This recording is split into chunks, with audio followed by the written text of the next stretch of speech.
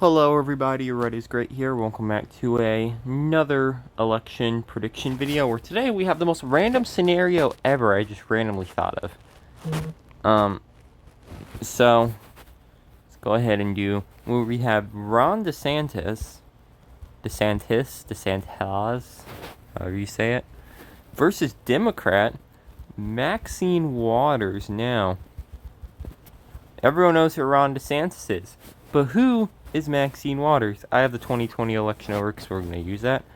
Maxine Waters, American politician. She is 82 years old. She ran against famously Joe Collins, a Trumpist Republican. She's not very popular. She's not very well liked. She is very establishment, very just neoliberal, basically your average establishment Democrat. Nothing special. She's not really special, but she's just very unpopular and a just overall bad candidate. And she only wins because her district is literally in the middle of Los Angeles. So let's go ahead and open up the 2020 presidential election. So we're kind of using this as a reference for this map. So it's going to do the safe states: California, Washington, not Oregon. We'll get to Oregon later. Maryland, Delaware. Oh, no, wrong button. New Jersey, New York, Connecticut, Rhode Island, Massachusetts, and Vermont. And Maine at large would be lean.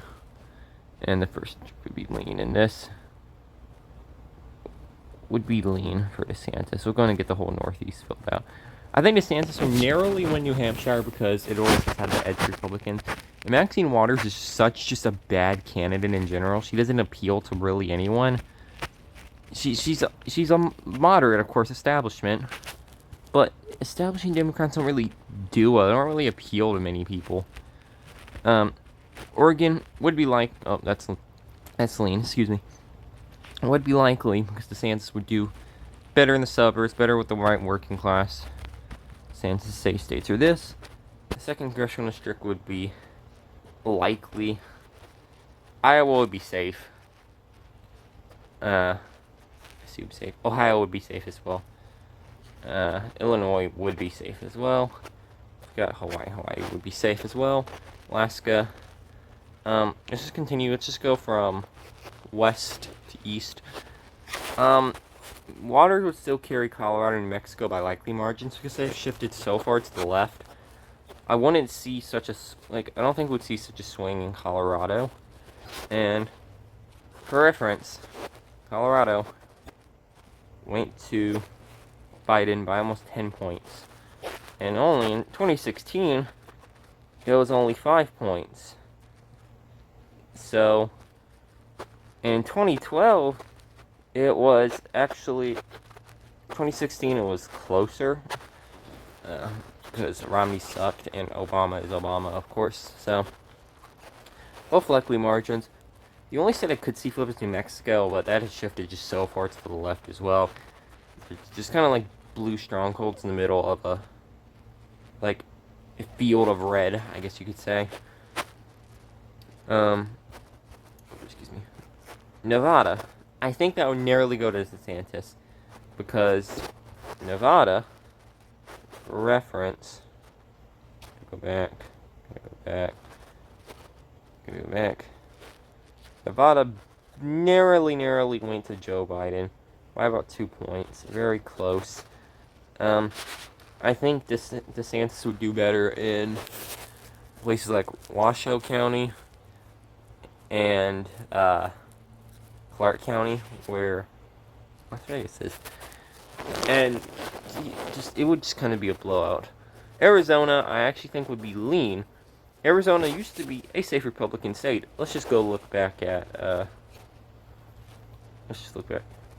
11 electoral votes. They went to Biden very narrowly by 0.5. 2016, it went to Trump, of course.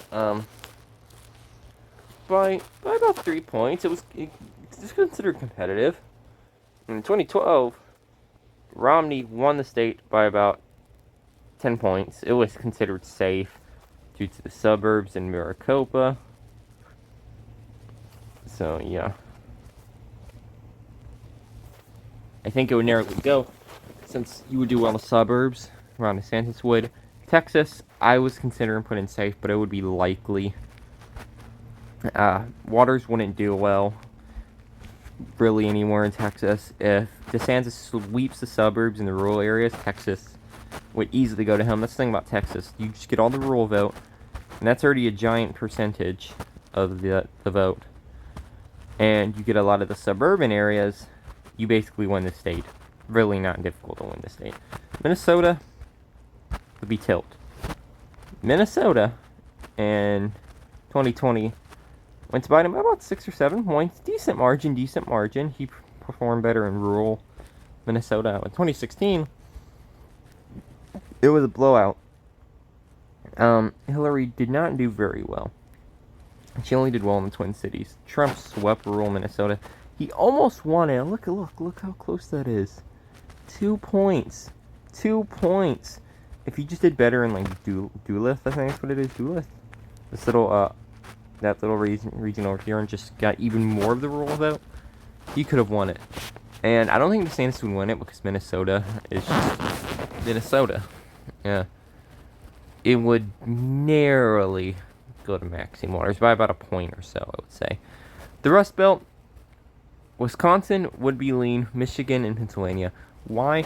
Because DeSantis, if he can do, like, run as a populist, he would do well, because he could do the same thing that Trump did in 2016. Hey, the Democrats don't care about you.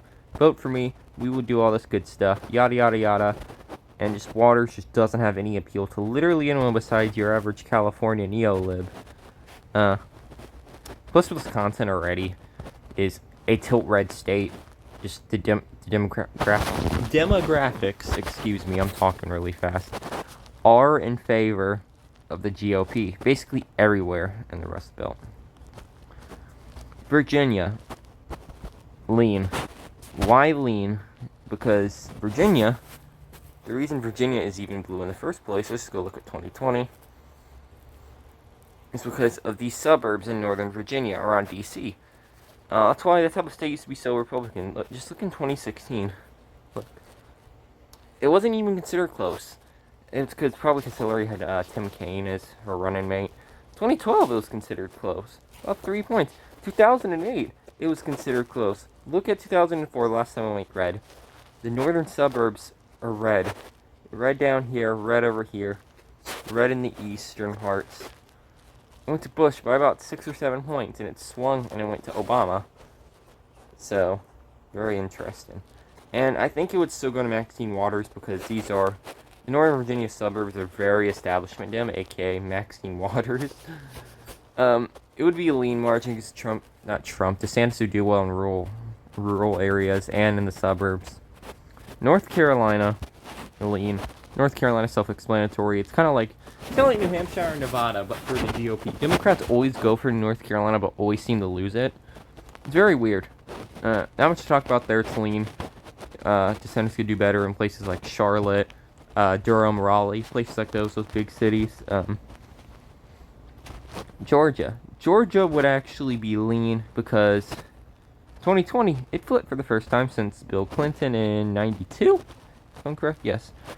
So, DeSantis would do better in places like DeKalb, Fulton, Clay County, places like those.